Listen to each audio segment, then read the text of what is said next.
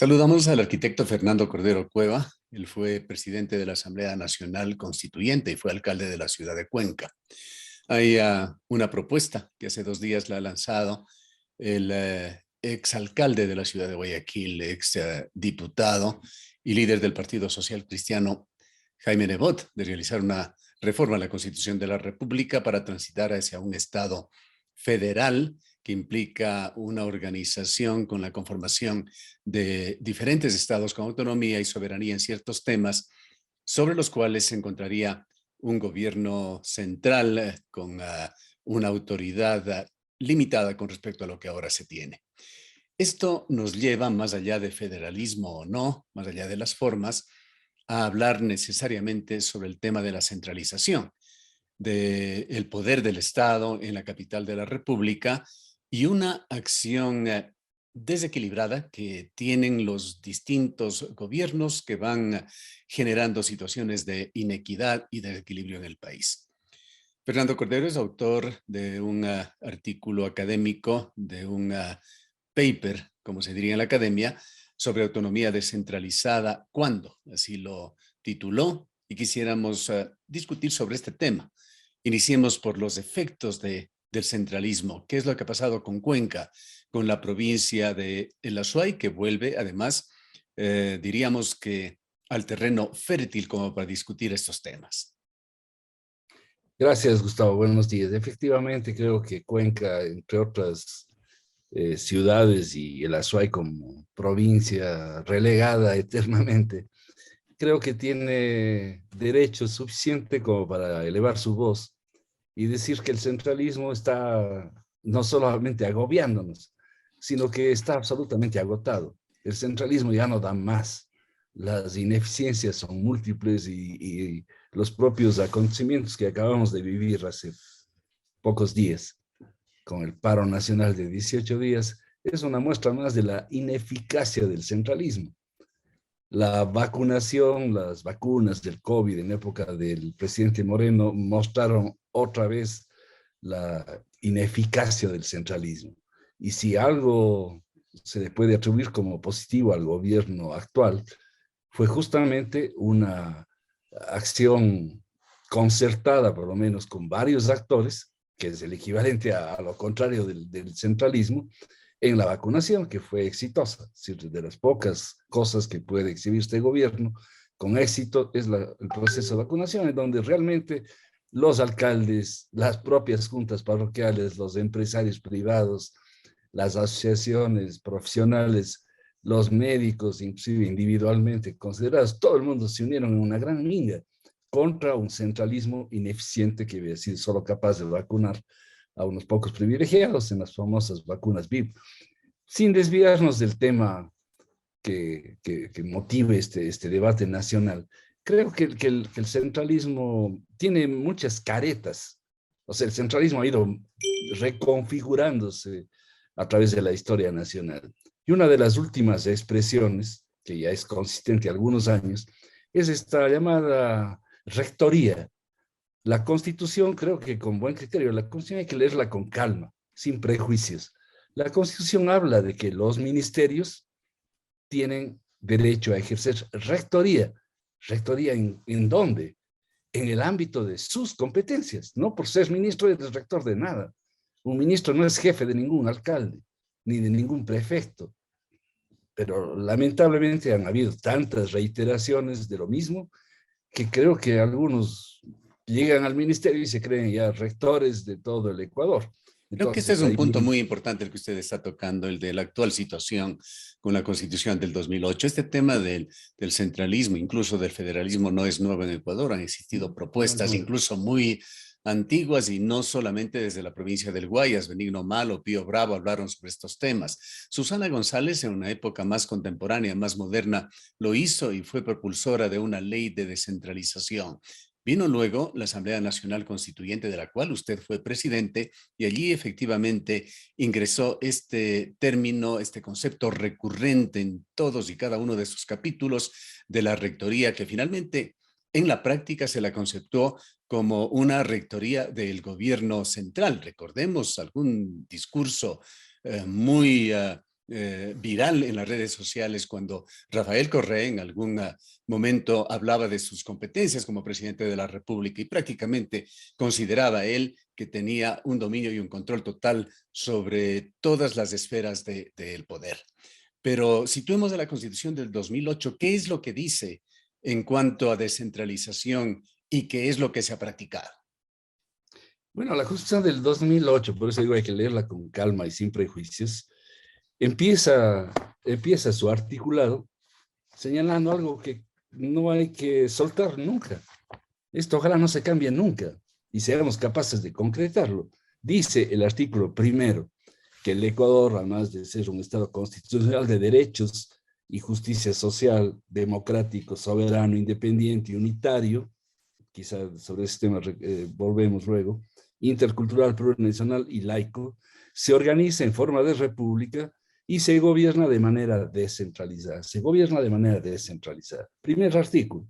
Y luego hay todo un capítulo sobre los gobiernos autónomos descentralizados, empezando por las regiones que no se han creado, también vuelvo después de un momento sobre este tema. Las provincias, los cantones e incluso los pequeños gobiernos de mayor proximidad que son las juntas parroquiales. La Constitución ecuatoriana se estudia en todas partes del mundo como uno de los ejemplos de mayor compromiso con la descentralización del poder, sobre todo con la descentralización política. Y ahí, lamentablemente, pero no por error de la Constitución, yo puedo coincidir contigo que el carácter de las personas, la supremacía, la omnipresencia de algún momento, en algún momento de la vida nacional, del gobierno nacional sobre los gobiernos locales, puede haber generado esas confusiones. Pero la Constitución no lo dice eso, y la ley peor. La ley, el COTAD, que es una derivación directa de la Constitución del 2008, el Código Orgánico de Descentralización, que es el COTAD, dice expresamente que los gobiernos autónomos tienen rectoría. Señores alcaldes, por Dios, estudien la ley y la Constitución.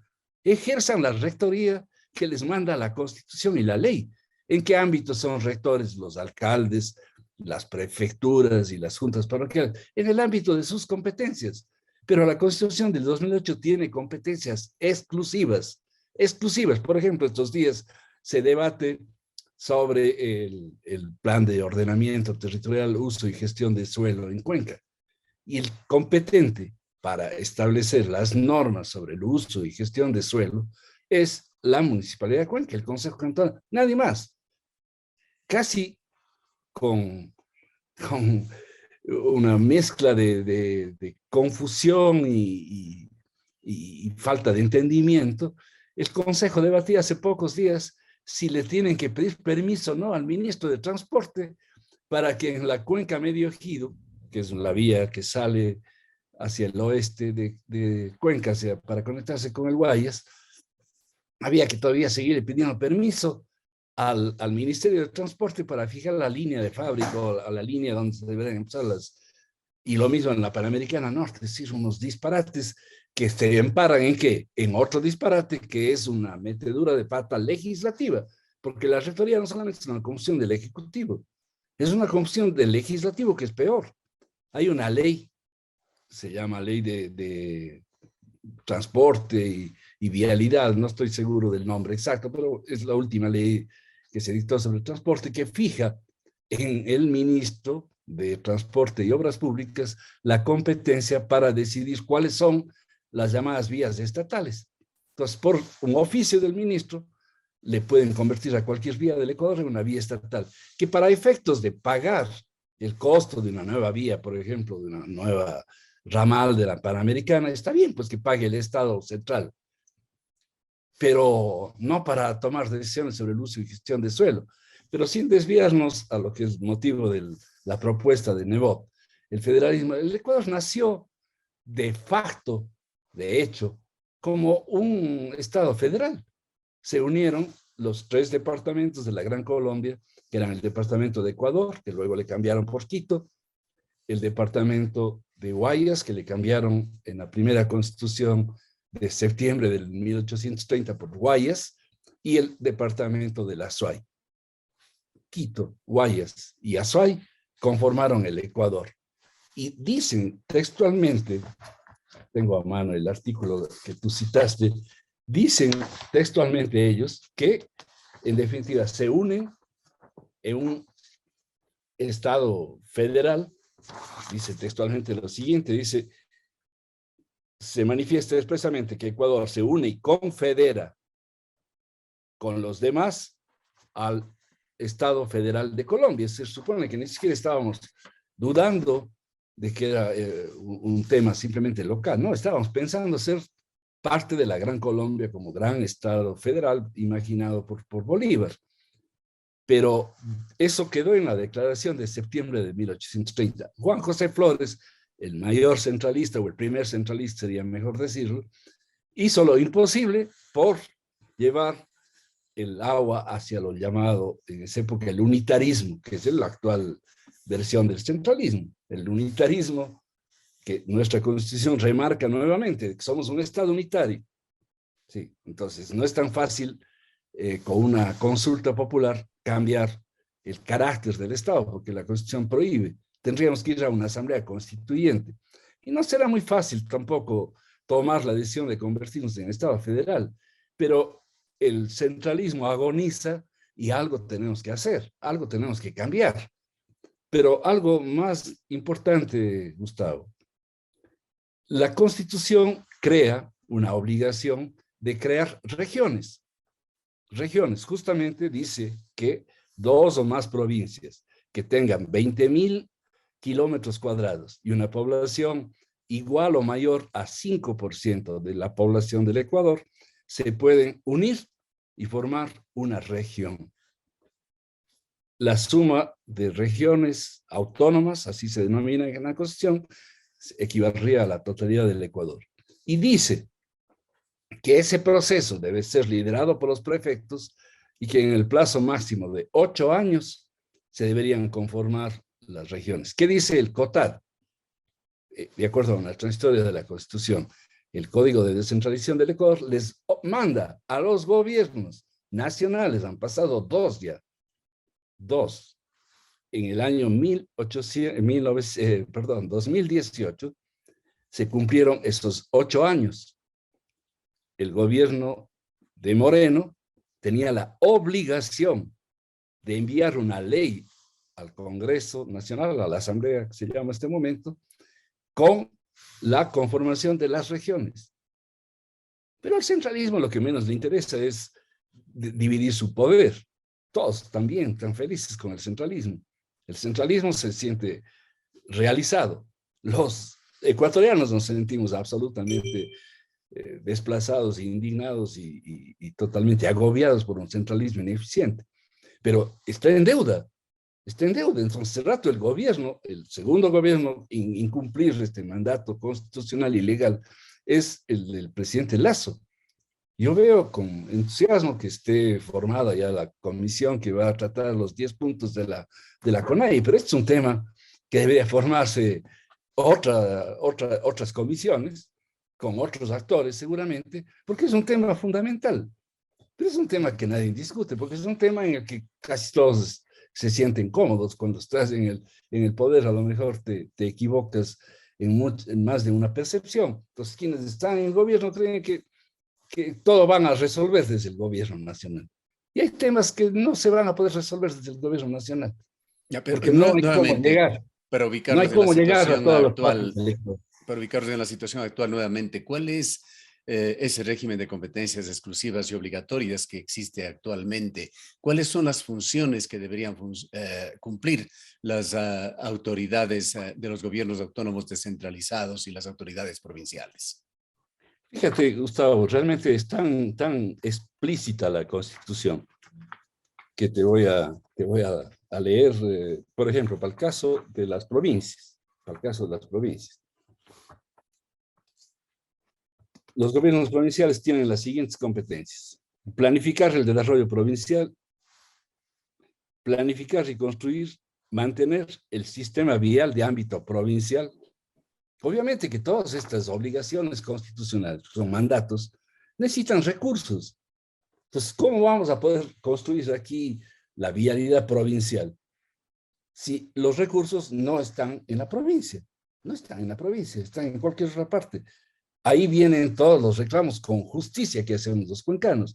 Nosotros siendo la sexta provincia en tamaño de población, o quinta me parece, de todas maneras estamos después de los ríos, y antes de ellos está Guayas, Pichincha, Manabí. Nosotros, siendo la quinta provincia, somos la tercera en tributación. Si nosotros estamos dando muchísimo más que el 5% que más o menos somos en población, le estamos dando cerca del 9% en tributación. ¿Dónde se quedan esos recursos? Tú dirás, sí, pero es que hay otras provincias que tienen necesidad de participar, es lo que dicen siempre para justificar el centralismo. Pero de todas maneras, los que más se quejan, como son las provincias amazónicas, que tienen razón de quejarse, ellas tienen por lo menos una participación directa en cada barril de petróleo. En cada barril que se saca del oriente ecuatoriano, pues ahí hay una directa relación con los perceptores de esa cantidad de barriles extraídos. Aquí nos Nosotros no tenemos quejamos en la dinero. provincia de La Suay y en este medio de comunicación todos los días del centralismo. Las cifras lo sustentan. Solamente en el tema de vialidad, no recuerdo exactamente, pero aproximadamente 10.000 millones de dólares se invirtieron en los gobiernos de Rafael Correa. 2% de eso aproximadamente se invirtió en la provincia de La Suay. Una inequidad a todas luces que no ha sido corregida.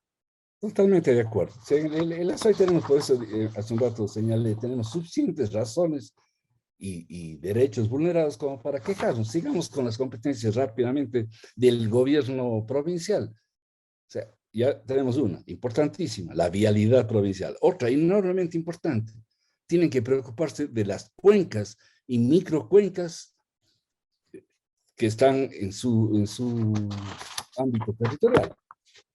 Tienen que preocuparse de planificar, construir y operar sistemas de riego.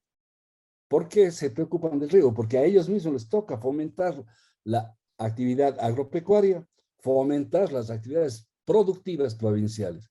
Y tú ves prefectos, también aquí veamos la otra cara, ¿no?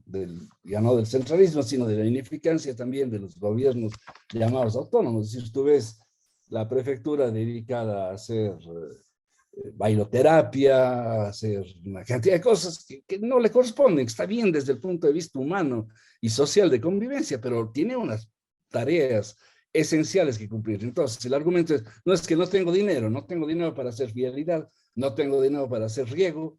Entonces, claro, termina el señor gobierno, como le llaman popularmente nuestra gente, haciéndose cargo de todo. De alguna manera, el centralismo se ha fortalecido por la inacción de los gobiernos descentralizados, de sus personas. Vayamos matizando su intervención con uno que otro punto sin pretender cortarle el hilo. Pero No, no, está muy bien. el tema medioambiental, el tema de la minería, ese conflicto para que se entienda y se acepte la consulta de Cuenca. A ver, ahí hay siempre un conflicto que está en el ámbito de la Constitución. Dice la Constitución, y entendamos que podría estar bien en cualquier parte del mundo ese artículo, de que los recursos que están en el subsuelo, entre esos los minerales que generan la minería metálica especialmente, le pertenecen a toda la nación. Y que por tanto el subsuelo le atribuyen como competencia de las decisiones sobre el subsuelo, le atribuyen al Estado Nacional. Sí, está muy bien. Pero bien. Para llegar al subsuelo hay que pasar por el suelo. Por el suelo. Sí, y el suelo, aquí vienen las cosas risibles que hemos vivido en Cuenca. Yo me acuerdo, tú como periodista y además una persona comprometida con lo que vive Cuenca y el Azuay, te recordarás que en la época de un señor alcalde reciente, él se quejaba de que no le dan permiso para entrar a Río Blanco. No le dan permiso. ¿Cómo así, señor alcalde? Había que decirle, si el que tenía que dar permiso es usted. El que tenía que dar permiso para que se construyan campamentos. Pues claro, es que no, es que viene el presidente o el vicepresidente y hacen las cosas como les da la gana, pero no le dejen hacer, pues. No hay una sola, Gustavo, no hay una sola iniciativa, ni siquiera administrativa, peor, constitucional, de contradecir las competencias mal entendidas por gobiernos centrales. Es decir, el centralismo está ahí en su papayal, como se dice popularmente, porque nadie le contradice. Nadie le ha planteado una demanda en el llamado Consejo Nacional de Competencia diciendo, oiga, usted no se meta en lo que es mío. No le han dicho nunca. Peor llegar a la Corte Constitucional para que dirima quién es el verdadero competente. Entonces, en este tema llevamos años aquí, ya hemos hecho una consulta, Cuenca el 80% dijo que no. Y además, ¿a quién le toca cuidar el agua? La vida, porque el agua es la vida. Si nos quitan el agua de donde nos nutrimos para alimentar a la población, porque sin agua no hay cómo vivir, viene justamente, entre otras partes, del Cajas. Y el otro viene de Quimsacocha por el río Yanuncay y el río Tarqui. Nuevamente entrando en lo coyuntural, en lo del momento, arquitecto Cordero, Cuenca no despierta. Se han dado ya voces de advertencia ahora que se están discutiendo estos temas, entre ellos la reforma al decreto 151. No hay una voz representativa de Cuenca que se haya hecho presente allí. Bueno, eso es lamentable. Yo creo que esa pérdida justamente de importancia relativa, es decir, Cuenca fue uno de los departamentos que conformó el Ecuador y fue justamente las actitudes de Cuenca, benigno mal uno de ellos, las que mantuvo durante los primeros 50 años de la vida del Ecuador en debate el centralismo versus el federalismo. Justamente porque habían esas voces contradictoras, esas voces que mostraban una presencia nacional. O sea, Cuenca tenía una presencia no solamente local para resolver sus propios problemas, sino tenía una presencia nacional. Cuenca, que es un ejemplo para el resto del Ecuador. Todos tienen envidia de que los cuencanos nos hayamos pronunciado el 80% sobre un tema que nadie se ha atrevido a contradecirle al Estado central, al centralismo. Sí, tenemos todo para elevar la voz y nos tienen que dar, elevando la voz, los dirigentes indígenas. Así es. Claro, Es una pelea que nos han dado mayoría. haciendo y que ni siquiera la aprovechamos. Así es, está hecha. Pusieron como uno de los puntos y Cuenca, que tiene en el Consejo Cantonal de Cuenca a los autores de la consulta, pues más allá de algunos concejales y de algunas organizaciones más bien de la sociedad civil que le han ayudado y que está en el propio plan de desarrollo, se han incorporado temas ahí como la delimitación geodésica, la demarcación de estos temas que para algunos hasta son supuestamente innecesarios porque ya estaban en la Constitución. Sí, pero ese es el problema del Ecuador centralista, de que inclusive sobre lo que esté en la Constitución se atropellan. El decreto 151 es un atropellamiento de la Constitución, evidentemente, porque Quimsacocha está en una zona de recarga hídrica, definitivamente, pero ahí hay una concesión minera. Y aquí en Cuenca ni siquiera hemos discutido lo suficiente, pero hay una concesión, Gustavo, que se llama la Ruta del Cobre, que tiene casi 100 kilómetros de largo, de longitud, va desde Pino, cerca de Soldados, arriba de Soldados, hasta Chaucha, toda la cordillera. Esa Ruta del Cobre, que dicen que es más grande que la mina del Teniente en Chile. O sea, tiene más cobre que todo lo que tienen los chilenos. Nos dejaría sin agua absolutamente y además es una mina que para ser explotada tendría que ser a cielo abierto. ¿Cuándo y cómo vamos a discutir eso los cuencanos? Se nos va el tiempo en otros temas importantes siempre, pero más ligeros y más pequeños, y perdemos a veces la gran posibilidad de participar en el debate nacional. ¿Cómo se puede además participar en el debate nacional si a la final la propia versión económica de los que propician la minería metálica nos habla de unas regalías? Yo me acuerdo de Cecilia Alvarado, cuando era viceprefecta, que lanzó una cosa de esas que hacen falta de debatirse no solamente en Cuenca, sino en el Ecuador. Oiga, calculemos lo que nosotros pagamos como contribución de mejoras, Gustavo, lo que pagamos todos los que tenemos predios urbanos en Cuenca, como contribución de mejoras, es mucho más alta que todo lo que nos va a dejar en regalías la supuesta explotación de Río Blanco. Entonces, tanto daño por tan pocos recursos, mejor se queden guardados esos recursos, porque no van a servir a nadie cuando tenemos otras posibilidades de explotar sin dañarle al Caja, sin dañar a la naturaleza, aprovechar los más de 7,000 cursos de agua que hay en el Cajas. No hay 268, como dice el centralismo. El ministerio dice que hay 268 cursos de agua. Etapa tiene hecho un inventario. Son 7,000 entre lagunas, lagunitas pequeñas, pozas de agua. 7,000 elementos ahí maravillosos de un paisaje único en el mundo. De los pocos que hay. De los pocos que hay. La UNESCO dijo que habían algunos otros que nos detuvieron el proceso de candidatura para declarar el patrimonio mundial natural. Pero bueno, esto todavía no conocemos la biodiversidad que existe ahí, no hemos aprovechado. Lo poco que se ha hecho trae cantidades de gentes de Guayaquil los fines de semana a Cuenca, justamente que vienen a Cajas, que vienen a contemplar. Eso vale mucho más que toda la minería. Retornemos nuevamente a los gobiernos autónomos descentralizados. Entre lo que se dice y se hace, entre lo que está en la Constitución, sus atribuciones y cómo se lo ha aplicado. También quisiera que se refiera en su intervención a esa especie de secuestro que hace el gobierno de esos dineros que directamente por impuesto, por el IVA, deberían ir hacia estos gobiernos. Sí, en este mismo artículo que tú haces referencia, yo hago al final una especie de conclusiones y recomendaciones para irnos saliendo de alguna manera del centralismo absorbente y propiciar alguna forma de descentralización. Uno de los elementos interesantes de la Constitución es que sugiere que se puedan crear mancomunidades entre gobiernos similares. Entonces se podrían mancomunar, imaginémonos el Azuay, nos mancomunamos los 15 cantones de la Azuay, de una mancomunidad. Supongamos una mancomunidad por el agua.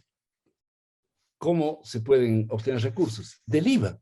El IVA podría dejar de los 12 puntos que nos cobra en cada transacción, que se quede el 40%, que se queden 5 puntos de los 12, que se queden en la mancomunidad de la Azuay. ¿Cómo se distribuirían esos fondos? Cuenca tiene el 98, 99% de área urbana satisfecha con agua, el 74% de área rural. Cuenca es de las privilegiadas en el Ecuador, pero en el mismo cantón tú tienes Nabón, que está por debajo de 50 en el área urbana y que por debajo de 30 en el área rural. Entonces, allá irían los recursos, se redistribuirían los recursos de un tema que hoy día se diluye a nivel nacional, mientras se perdonan impuestos a la renta, a los que tienen renta, se nos cobra IVA todos los días en la forma más significativa a todos los ecuatorianos. Ahora, más allá de estas mancomunidades, ya sea metropolitanas o de la forma que se las conciba, ¿no es una función que en alguna medida puede y debe cumplir un gobierno provincial? Sí, o sea, ¿dónde se quedan en definitiva los recursos que hoy día son centralistas? Pues ese también es un debate importante. Si le queremos asignar competencias a las provincias, efectivamente, pues una parte del IVA podría irse justamente a riego, a vialidad, a fomento de la producción. El Ecuador, estamos viendo lo que significa un paro que nos ha hecho que se suban 4 puntos la inflación anual en un mes. O bueno, dos y pico, estamos en 4,6 ese rato. Más de 2 puntos en un mes de paralización. Es decir, no tenemos ninguna posibilidad de dejar de depender, inclusive ya de otros países como Chile y Perú que nos están alimentando, porque cada vez producimos menos, cada vez hay más migración, es otro tema oculto del centralismo. La migración está otra vez recrudeciendo en el Ecuador. Y eso significa que estamos perdiendo capacidad de producir alimentos. No solamente fue el paro, son estas dificultades estructurales que tenemos en el área rural, porque no hay riego, porque no hay caminos, porque no hay un mercado consolidado, porque en definitiva los intermediarios destrozan la posibilidad de la producción rural, porque no hay crédito, porque hay una cantidad de falencias del centralismo. Entonces, esos temas hay que volver a debatir. Yo creo que la Constitución es rica en propuestas y lamentablemente, de nuevo, tenemos de aquí a poco elecciones. A ver, hoy día quienes ganarán las próximas elecciones son los que mejor usen el TikTok y hagan los mejores pasos de baile y comuniquen mejor ahí sus demagógicas a veces propuestas. Pero ¿dónde y cuándo vamos a discutir los temas de asumir las competencias que les manda? Pues no hemos, El tiempo se nos hace así corto, se hace arquitecto difícil. Cordero. Yo quisiera preguntarle, refiriéndonos ahora sí concretamente a esta propuesta de Jaime Nebot, que sin duda es un político con peso en Ecuador. ¿Es factible ese Estado federal en un país tan heterogéneo, pequeño, tan diverso y con enormes desequilibrios? Creo que es difícil pensar en un federalismo en un país, primero tan pequeño como el Ecuador, aunque hay el ejemplo de Suiza que podría contradecir lo que estoy diciendo, que es una confederación. Hay una especie de cooperativismo en Suiza. Pero Suiza Pero es muy homogéneo, entre otras cosas, y sí, muy así rico es, además. así es. Entonces, más allá de los tamaños, de alguna manera, yo digo que es poco viable la propuesta, no porque esté mal imaginado, pensada, porque llevamos más de 190 años debatiendo este tema, ¿no? Y es recurrente, a veces cíclicamente recurrente. La Asamblea Constituyente también fue un espacio para discutir si es que optamos por un sistema unitario, que es el que está prevaleciendo en la Constitución, o un sistema federal. Y finalmente termina la versión de hablar de la República del Ecuador prevaleciendo. Porque también imagínate, Gustavo, un Ecuador federal en donde las 14 nacionalidades de los pueblos ancestrales querrían ser también sus propias repúblicas, pues, de esta confederación, porque con los mismos derechos de cualquiera de las otras provincias, las llamadas instituciones rurales, ancestrales, que están reclamando inclusive derechos privilegiados, como decir, aquí no entran sin nuestro permiso, más allá de lo que diga la Constitución. Ese es uno de los temas que van a debatir, justamente los llamados derechos colectivos que ya están en la Constitución y cuáles son las implicancias sobre ese territorio. Entonces, no le veo muy viable, pero tampoco es viable mantener el centralismo. Pero ¿qué De caminos alguna forma, existirían para eso, para que el centralismo no siga siendo un factor que impone las cosas en el Ecuador, además incrementando día a día las diferencias, la heterogeneidad del país?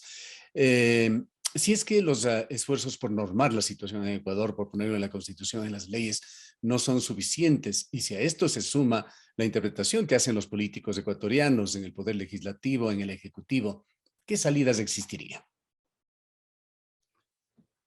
yo creo que el debate que ya se arrancó es positivo.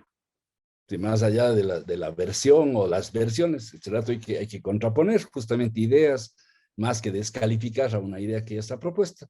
Creo que los que podemos pensar diferente estamos en la obligación de mostrar la diferencia a una determinada propuesta y creo que ese es un compromiso que debemos asumir con absoluta seriedad. Yo me alegro que estemos conversando a los 2 días en Cuenca, contigo, que eres una persona que siempre te interesas en estos temas, que puede que no sean del gusto de la mayoría, pero hay que hacerle involucrar a la mayoría en este tipo de debates. Hay que entender lo que significa ejercer el poder descentralizadamente. Eso es lo que hay que profundizar. Entonces, ¿cómo le quitamos, cómo le arranchamos una parte de ese poder al centralismo? Pues hay que empezar discutiendo justamente lo que tú planteas, entre otras cosas. A ver, ¿qué sentido tiene el IVA? El IVA es un valor agregado, local. El IVA, por naturaleza y por definición, debería ser un ingreso local, no un ingreso nacional, porque hay muchas razones para que ese valor agregado local se quede en donde se genera. Y podría haber un fondo de compensación. Un fondo de compensación porque hay unos sitios en donde nadie consume, porque hay muy poca gente y que no va a tener ingresos suficientes si le quitamos o le dejamos simplemente que viva del IVA. No, no estoy diciendo que ahí, para eso hay el petróleo, Para eso hay otros ingresos nacionales como los impuestos. Ese tipo de cosas son los que pueden ayudar a redistribuir la riqueza, porque hay algunos que no hará falta darles nada. A la SOAI no le tendrían que dar nada si le dejan con las rentas que producimos. Le tendríamos que quitar un poco, porque tiene más de lo que necesita posiblemente. Pero hoy día nos quita el centralismo y no sabemos de dónde va a parar. Creo que ese es un debate indispensable. El otro debate es el de asumir las competencias, pero asumir seriamente, asumir sin miedos, porque, a ver, se supone que un Estado federal es un Estado entre iguales, y el Ecuador optó por un Estado unitario, que es el equivalente al Estado federal, pero creó 221 gobiernos cantonales autónomos descentralizados. Por Dios, háganse cargo, señores alcaldes, señores concejales. Las juntas parroquiales, que podría ser casi una caricatura de gobierno autónomo descentralizado, tienen unas competencias interesantes, que es justamente propiciar el involucramiento de la población. El involucramiento, más que generar recursos propios que no necesitarán si están unidos a los cantones deberán facilitar los recursos a las parroquias, y Cuenca tiene una buena experiencia con los presupuestos participativos, que habrá que distribuirlos mejor para que haya equidad. Pero hay tela que cortar. Yo digo, la propia Constitución es un modelo híbrido entre el centralismo a ultranza y el federalismo con otro nombre, con otra adecuación al siglo XXI. Pero ahí no se ha aprovechado absolutamente nada, nada. Te hago notar la falta de iniciativa de los prefectos. Los prefectos, me acuerdo cuando el prefecto Carrasco era prefecto en el Azuay, empezó con bombos y platillos, auténticamente, con fiestas, con realmente un ánimo festivo, como el señor Montgomery Sánchez del Oro. Empezaron los dos, hasta cuando seguramente empezaron las disputas. ¿Quién va a ser el gobernador de la región? Y hasta ahí nomás se les acabaron los entusiasmos. Entonces, igual, ¿por qué no unirnos con Loja, con El Oro, con Zamora y crear una región autónoma suficientemente rica en recursos y en potencialidades? Pero eso significa debatir, a involucrar a la ciudadanía. La Constitución está llena de cosas interesantes. Todo esto se hace con debate, todo esto se hace con refrendación de la población. Si no se vota, pues no, así se hayan aprobado las leyes, pues no pasa nada, no se crean las regiones, pero nadie ha dado un paso serio. No hemos dado un paso serio. Entonces, yo sí estoy de acuerdo en que la propuesta de Nebot va a generar un debate nacional, y en ese sentido, bienvenida la propuesta. Si se le quiera descalificar, debería ser la descalificación a la propuesta del federalismo, porque es muy genérico lo que dijo Nebot. No está desarrollado. Para No está finalizar, desarrollado, hay que desarrollar. para finalizar, arquitecto Cordero, ¿en qué medida hace daño a Cuenca el de reflejar esa imagen tantas veces repetida de la ciudad más linda del Ecuador, que es un estribillo muy utilizado por quienes de una u otra manera se refieren públicamente a Cuenca, la ciudad con el mayor componente de clase media en su sociedad, la ciudad con los mejores servicios públicos, con la industria más eficiente? Un viceministro de Minas hace pocos meses, al hablarle sobre las inequidades que se sienten aquí en el Azuay, él decía que Cuenca y el Azuay están mucho mejor que otras regiones más desaventajadas del país y tenía que ser solidaria. Pero mientras tanto, en la otra faceta, Cuenca tiene las peores carreteras del país. Y vivimos con esa permanente frustración de que se siguen tomando las decisiones relevantes para nuestro futuro desde escritorios de Quito. Creo que los cuencanos tenemos que hacer una disección entre orgullo y vanidad. Está muy bien ser orgullosos de lo que hemos sido capaces de producir y construir los cuencanos y los de Azuay. Hasta ahí creo que sigamos nomás así, con seguramente la rebeldía cañari que nos hizo siempre capaces de involucrarnos en tareas aparentemente inalcanzables. Hasta ahí el orgullo muy bien. Pero cuando nos toca el otro pedacito, nos volvemos vanidosos. Entonces, claro, cuando nos vienen y nos halagan, cada vez que hay un discurso y viene un presidente, empieza halagándole a Cuenca. Y como que nos hipnotiza, nos aquieta, nos hace olvidar de nuestras reclamaciones. Es inconcebible que una ciudad que ha sido capaz de desarrollarse por sí misma, porque es cierto que Cuenca es producto de sus propios desafíos, de sus propias luchas, de sus propios sacrificios de cada uno de los cuencanos. Sí, todo eso es cierto, pero eso nos da más bien más derechos para decir, oye, conéctenos bien con el Ecuador, conectémonos bien con el resto del país, no para que alguien nos venga a lisonjear y en definitiva no pase absolutamente nada. El último discurso del presidente y del ministro de Transporte en Cuenca es una ofensa a Cuenca, es una ofensa. Hablaron de 22 millones de dólares, de los cuales creo que quedaban los 2 millones en la Panamericana, que es lo que efectivamente se va a concretar. Es lo único que El se ha concretado. resto, otros 2 millones en el kilómetro 59. El resto es pura fraseología, puro adorno. Nos ofrecieron una nueva vía a Guayaquil. Una Qué bueno autopista. que se puede hacer. Eso sería entre las cosas que se pueden hacer en un país con menos centralismo, porque una mancomunidad permitiría hacer eso y mucho más. Pero siempre hay que pensar en los recursos. No bastan las buenas ideas. La Universidad de Cuenca está haciendo un primer trabajo. Seguramente llegarán a establecer una posible ruta de esa vía. Es indispensable para potenciar la relación con el Guayas, con los ríos, con la costa ecuatoriana. Nos vamos a acercar Vía más. que no la veremos en nuestra generación y Bueno, posiblemente tampoco en la que ese es un viene, problema. Yo en creo la que que los viene cuencanos, atrás. pero eso es algo que tenemos que cambiar. Tú y yo, que somos más o menos coetáneos, deberíamos querer ver esa vida. No que vean mis nietos, pues. Yo sí quisiera ver y estoy dispuesto a poner el hombro y involucrarme en cualquier minga. Bien. Pero claro, a veces los que están llamados a liderar la minga, como que se aquietan. Y si estaríamos en otra provincia, usaríamos otras palabras. El tiempo se nos ha Para... agotado. El debate está Así es. abierto. Le dejamos en unas breves palabras finales. Y creo que es muy, muy importante el tema. Creo que hay que volver a profundizar lo inconveniente del centralismo que está agotado, que está moribundo, y creo que hay muchas posibilidades de luchar contra ese centralismo, y este debate de convertirnos en un Estado federal, pues está bienvenido como provocación a un debate que debería tener toda la profundidad que significa un cambio tan serio, ¿no? Pasar de ser un Estado unitario a un Estado federal, pues empieza por definir las propias competencias de lo que no quisiéramos volver a llamar Estado centralista, sino Estado federal. Es decir, ¿qué hace? ¿Quién paga las Fuerzas Armadas? ¿Qué tipo de Fuerzas Armadas necesitamos? ¿Qué tipo de policías? ¿Y quiénes pagan las policías? ¿Quién hace el trabajo de la seguridad? ¿Quién vela y vigila por los recursos que son de todos los ecuatorianos, como el petróleo, las eventuales minas se pueden explotar sin dañar el ambiente, ese tipo de cosas? Bien. Es decir, ¿quién? Esos son temas que están verdes en el sentido de que todavía están inmaduros.